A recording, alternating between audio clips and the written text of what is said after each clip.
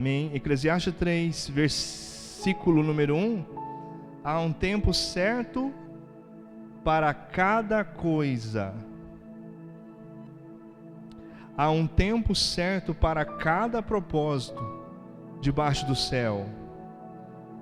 Versículo 2. Tempo para nascer, tempo para morrer, tempo para plantar, tempo para colher. Versículo 3. Tempo para matar, tempo para curar, tempo para destruir, tempo para construir de novo, tempo para chorar, tempo para rir, tempo para ficar triste, tempo para dançar de alegria, tempo para espalhar pedras e tempo para juntar pedras, tempo para abraçar e tempo para deixar de abraçar, tempo para procurar, tempo para perder, tempo para guardar, tempo para jogar fora, tempo para rasgar, tempo para costurar, tempo para calar, tempo para falar, tempo para amar, tempo para odiar, tempo para lutar e tempo para viver em paz. Amém? Eu quero falar sobre o valor do tempo. O tempo é valioso. O tempo é valioso porque quando respeitamos as regras e os princípios do tempo e a longanimidade das coisas, quando nós respeitamos e nos curvamos diante das regras, dos princípios e da longanimidade das coisas, nós alcançamos vitórias saudáveis. Você pode dizer comigo, diga comigo, vitórias saudáveis. Vitórias saudáveis. Quando respeitamos as regras, os princípios do tempo e a longanimidade das coisas, nós alcançamos vitórias saudáveis. O que são vitórias saudáveis? É aquela vitória que você fica mais parecido com Jesus. É aquela vitória que depois que você sobe no pódio e recebe a medalha, e recebe o troféu, depois daquilo, você está mais simples. Você está mais sensível. É aquela vitória que depois de receber a vitória, você está mais conectado com a dimensão da eternidade do que com a dimensão temporal, com aquilo que é temporal. São vitórias que depois delas você fica mais parecido com Jesus. Então nem toda vitória é saudável. Vitórias saudáveis são aquelas que quando eu alcanço elas, eu fico mais parecido com Jesus. E essas vitórias saudáveis só são alcançadas quando respeitamos as regras do tempo, os princípios do tempo e a longanimidade das coisas. Quando você é guiado pelo Espírito, o tempo se torna uma ferramenta de Deus, não apenas para te fazer vitorioso. Quando você é guiado pelo Espírito, o tempo é uma ferramenta de Deus para que você fique mais parecido com Jesus. Porque o mais importante não é aquilo que estamos conquistando, amém? O mais importante é quem estamos nos tornando. Vou repetir. O mais importante não é aquilo que estamos conquistando, mas é quem estamos nos tornando a cada degrau de conquista, a cada lugar mais elevado que alcançamos nas nossas batalhas, no nosso planejamento de vida, nos nossos alvos e metas. O mais importante não são as conquistas, mas exatamente quem estamos nos tornando. Quando somos guiados pela ambição, nos tornamos escravos do tempo e da velocidade das coisas. Quando somos guiados pela ambição, e se tem algo que move o mundo, é que eu concordo até um certo ponto, Eu quero trazer uma palavra de alerta para nós, porque estamos diante de um tempo onde fazemos planos.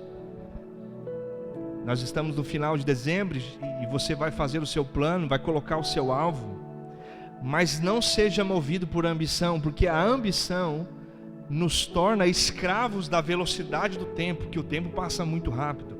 A ambição nos torna escravo de alvos e metas. Eu quero que você tenha alvos e metas para 2025, mas a ambição nos torna escravos de alvos e metas. Mas homens e mulheres guiados pelo Espírito são governados pelo Espírito. Não são governados por alvos, não são governados por metas, são governados apenas pelo Espírito. E quando assim fazemos, nós então o tempo que é tão veloz não é um inimigo para nós, mas é uma ferramenta de Deus. É uma ferramenta de Deus. O nosso desafio, enquanto guiados pelo Espírito, nós temos um grande desafio, é não cairmos no erro de permitir que a régua do mundo meça a nossa história. Enquanto somos guiados pelo Espírito na velocidade das coisas, onde muitos estão envolvidos pela velocidade do tempo, o nosso desafio é vigiar dia após dia, para que não caiamos no erro de permitir que a nossa história seja medida pela régua da terra. Amém? Mas que a nossa história seja medida pela régua do céu. Cuidado com as réguas humanas. Talvez numa régua humana você não seja um homem aprovado e uma mulher aprovada. Talvez na régua humana, se eu colocar você diante de um teste, usando a régua humana como ferramenta, talvez você seja reprovado, eu também. Mas a nossa vida só deve ser medida pela régua do céu. E saiba que há um tempo futuro, onde nós estaremos diante do trono da glória, e a única régua que vai prevalecer na eternidade é a régua do céu, é a balança do céu. Ali nós saberemos de fato a dimensão do valor da história que está sendo construída em nós, através de nós, pelo Espírito Santo.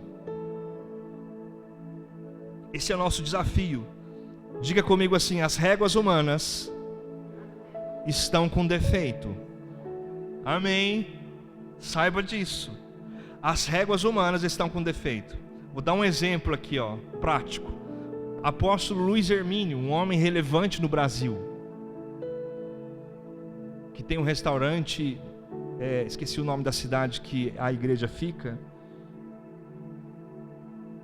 Esqueci o nome da cidade. É um restaurante que atende moradores de rua, um trabalho que ele tem há muitos anos. E tudo que o apóstolo Luiz Hermínio faz, toda a relevância que ele tem, não alcança apenas a cidade, a sua igreja local, mas já alcança o Brasil inteiro e alcança nações. Um homem relevante, amém? Vou falar para você quantos milhões ele tem de seguidores aqui no Instagram. Ele tem 2,2 milhões. Amém? Uma moça chamada Jennifer, a moça do avião, quem está sabendo dela aqui? Da janela do avião. Sabe quantos seguidores ela tem agora, que eu acabei de olhar? 2,4 milhões. Sabe o que eu estou querendo te dizer? Que as réguas humanas estão com defeito. Se você permitir que as réguas humanas meçam a sua história, você vai se sentir reprovado. Mas existe uma régua do céu, querido. É possível que você não tenha nenhum seguidor no Instagram, mas no dia da eternidade, diante do trono da glória, a régua do céu vai mostrar o valor daquilo que Deus está fazendo através de nós. Homens e mulheres de Deus, guiados pelo Espírito, não se tornarão escravos da velocidade do tempo, e nem das réguas humanas, nem das réguas da terra. Existe uma régua do céu sobre a sua vida. Que nessa noite o Espírito Santo abra os nossos olhos, para que possamos nos atentar para essa realidade espiritual. Amém. Aleluia. As réguas humanas estão com defeito. Aprenda a calcular o tempo. Amém? Aprenda a calcular o tempo. Vamos falar sobre cálculo. Como calcular o tempo? Quanto tempo demora uma cerimônia de casamento? Quanto tempo que demorou, Darilene? Quanto tempo demora? 1 hora? 2 horas? Quanto tempo demora uma cerimônia de casamento? Quanto tempo demora para construir um casamento? Quantas horas, Arilene? Anos. Aprenda a calcular o tempo. Diga comigo, tudo que é bom demora. Não demora 30 minutos, demora tempo. Amém? Pipoca de micro-ondas é gostoso, mas não é saudável. A pipoca saudável qual que é? Aquela que você põe na panela e que demora mais, dá mais trabalho, mas ela é saudável. Cuidado com a velocidade das coisas. Cuidado para você não se curvar diante da velocidade do tempo, das coisas e da tradição da terra. Porque aquilo que Deus está fazendo pode demorar, mas vai ficar bom, será saudável. Quanto tempo que demora o Bill que gosta de cozinhar para fazer um bom arroz, um bom feijão, uma boa carne? Às vezes o Bill nos convida lá para comer na casa deles. Aí chega lá, aí tem que esperar, porque o Bill capricha, né, Tati? Mas vale a pena esperar. A gente espera, mas depois é aquele banquete tão saboroso. Então demora. Quanto tempo demora para fazer um miojo? É rapidinho. Falando sobre o valor do tempo, temos que também falar sobre o cálculo do tempo, calcular o tempo. Tudo que é bom demora. Quanto tempo demora para se apaixonar? Hein? Quanto tempo que demorou para o Danilo se apaixonar pela Arilene? Talvez demorou uns 5 minutos. A paixão é rápida, sim ou não? Você lembra de quando você era adolescente? Você lembra do... Consegue? As paixões eram rápidas. Você olhava assim, nossa, estou apaixonado. Aí no outro dia já apaixonava por outro. Paixão é rápido, mas e o amor? Nós casados já há anos, hein?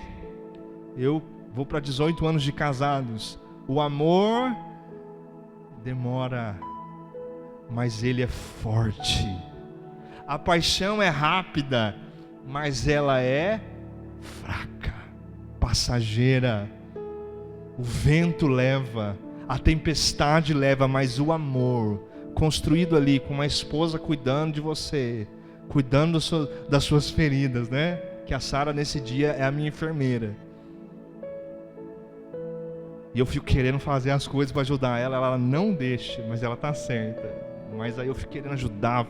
Teve um dia que ela foi para academia, quando voltou a casa estava limpa. Eu varri a casa. Aí depois inflamou. Aí inflamou a cirurgia.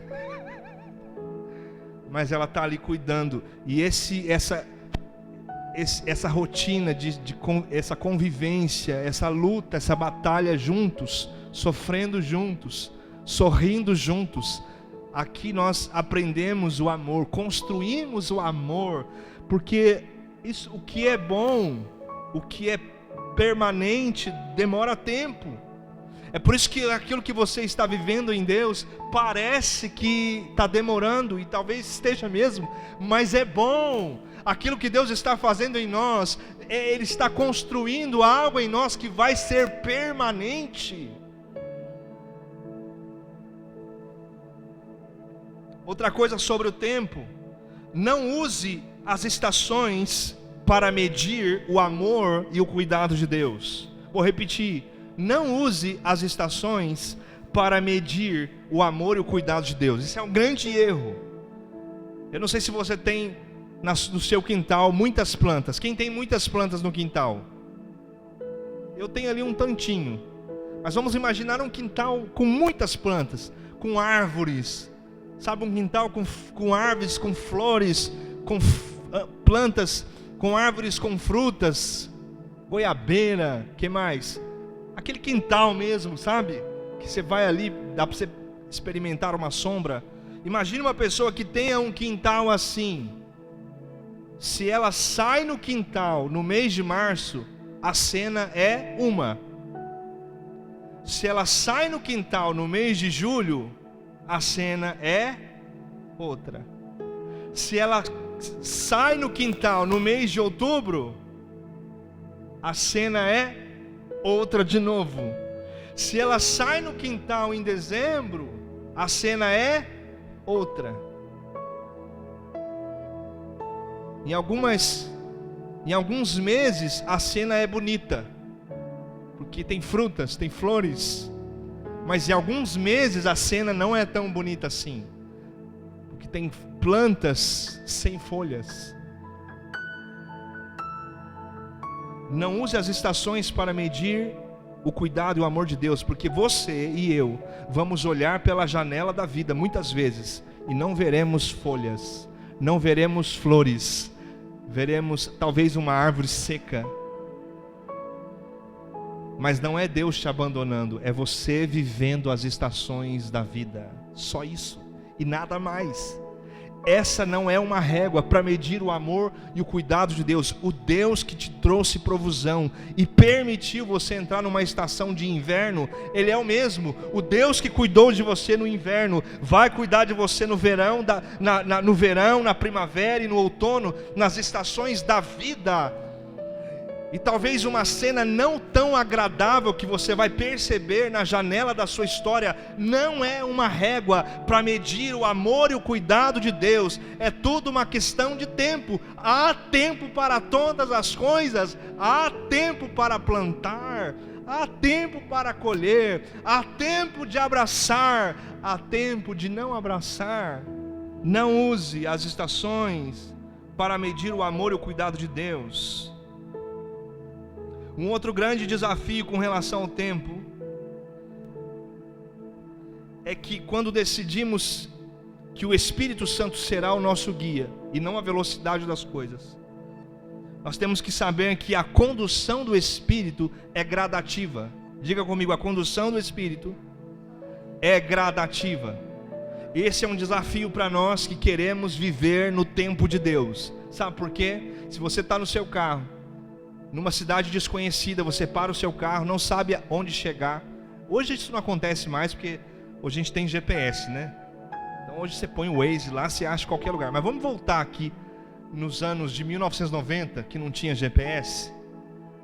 Como era a realidade de um motorista em 1990 numa cidade como São Paulo? Parava o carro no posto e falava: moço, como que faz para chegar em tal lugar? E como que era a explicação? Você tinha que ficar totalmente atento, porque ele começava: você vira ali, vira ali, vira ali, entra para aqui, passa debaixo de uma ponte, você vai ver aqui o McDonald's, você passa em frente dele, segue mais um pouco e vai, e aí você vai chegar. Não era assim? Ele te dá a pessoa te dava uma informação completa, todos os passos. Mas quando o Espírito Santo trata comigo, com você, ele não faz isso. Ele não faz isso, Du. Ele não vai falar para o Dudu: você vai virar aqui, vai acontecer isso. Não, ele vai falar assim: olha, faz nessa semana, faz isso. E semana que vem, Jesus, o que eu vou fazer? Esquece a semana que vem. Na verdade, o que nós vamos fazer o ano que vem? Não sei. Porque a condução do Espírito é de fato bastante gradativa. Eu arrisco dizer que o Espírito Santo te dá direções para uma semana às vezes. Essa semana você vai fazer isso, e semana que vem já não sei mais. Pode ser que o Espírito Santo te dê uma direção para o mês que vem, mas na maioria dos casos é uma direção para o outro dia, é uma direção para a semana só. O que nós faremos em janeiro de 2025? Sei lá. O que nós faremos? O que o Marcos vai fazer em outubro de 2025? Sei lá. Mas por que a gente não ora para Deus já dar uma direção? Ele não vai dar, porque a condução do Espírito é gradativa. Esse é um desafio para nós, ficarmos submissos a essa condução gradativa. Isso nos incomoda, isso nos irrita. Por quê? Porque as coisas estão fora do nosso controle. A gente quer ter o controle, mas Ele, o nosso Deus, Ele decidiu estar no controle das coisas. Eu não sei o que eu vou fazer semana que vem. Eu pretendo estar aqui no culto do Natal. Quem pretende? Cadê o aleluia? Essa é a minha intenção, estar aqui. Mas como diz Tiago, né? Não lembro o capítulo, não lembro o versículo. Ele diz, está escrito lá em Tiago, olha, não diga e vou para lá ou vou para lá. Não diga isso. Diga, se Deus quiser, nós iremos em tal lugar ou faremos tal coisa. Amém? Então a condução do Espírito é gradativa, não sabemos, então nós ficamos submissos, e é por isso que muita gente sai do propósito, porque não consegue se aconchegar no controle do céu, não consegue. A ansiedade toma conta, o agito, ficamos com a alma agitada e não conseguimos nos acomodar no bom sentido, não uma acomodação passiva, não, mas se aconchegar, sabe? Deitar no colo de Deus, no propósito, no controle do céu, em nome de Jesus. E outra coisa, a última informação sobre tempo aqui, o último ponto: existe um tempo favorável. Sempre existe um tempo favorável. Você sabe o que é um tempo favorável? Você já desfrutou de um tempo favorável? É tão bom quando a gente percebe que o tempo está favorável. O tempo favorável é quando as circunstâncias são facilitadoras. O que é um tempo favorável? É um tempo que apresenta circunstâncias que facilitam, que diminuem os esforços. Você já percebeu que você está fazendo algo e começa a dar tudo certo? E começa a aparecer assim, você começa a perceber o favor de Deus.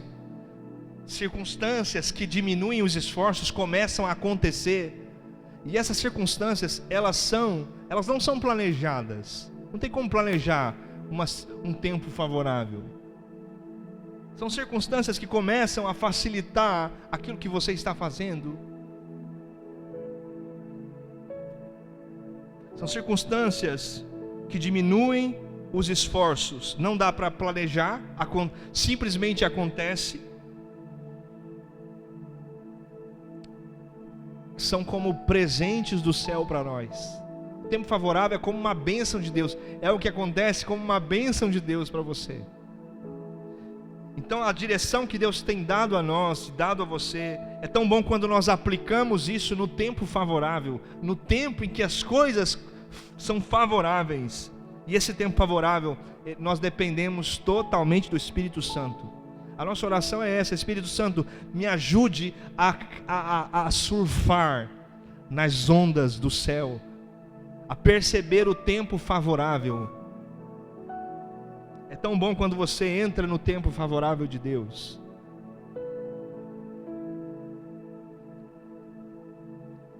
E nesses dias sem poder dirigir, agora eu já estou podendo, eu tive que usar bastante Uber. E eu percebi uma coisa: às 8 da manhã o Uber custa mais ou menos R$15. Às 10 da manhã o Uber custa R$7. Meio-dia o Uber custa ali uns R$9, R$10, R$11. Meio-dia e meia o Uber vai custar uns 14, 15. Eu percebi uma coisa, que cada hora o Uber tem um preço. Mas aí no aplicativo você consegue perceber o horário mais favorável. Mas a vida não tem um aplicativo que te mostra o tempo favorável. Não tem um aplicativo que você fala assim: agora é a hora de fazer o que Deus mandou fazer. Não tem. Mas melhor do que um aplicativo é o Espírito Santo habitando em nós, que tem a capacidade para dizer: é agora, vai. Esse é o tempo favorável, vai. Melhor do que um aplicativo que nos mostra o momento favorável, é o Espírito Santo dizendo para você, vai. E quando nós entramos no tempo favorável, nós pagamos um preço, não pagamos um preço tão alto, amém? Porque quando você entra no Uber fora do tempo favorável, você paga um preço mais alto. E é desejo de Deus que você, na sua caminhada, na execução dos planos, dos passos que Deus tem dado, é desejo de Deus que você não pague um preço tão alto assim. É desejo de Deus que o seu fardo seja leve. E quando nós entramos no tempo favorável, nós experimentamos o fardo leve de Deus. Então, eu preciso entender que apenas numa conexão, numa sintonia perfeita, intensa com o Espírito, eu consigo perceber o tempo favorável e desfrutar de um tempo favorável para a glória de Deus. Amém? Aleluia. Então, resumindo essa mensagem e já chegando aos momentos finais dessa mensagem, nós precisamos muito do Espírito para que consigamos desfrutar do tempo de Deus. O tempo de Deus. Amém? Amém? Então essa é a mensagem de hoje. O valor do tempo. Vamos chegar agora em 2025. Não seja governado pela velocidade das coisas.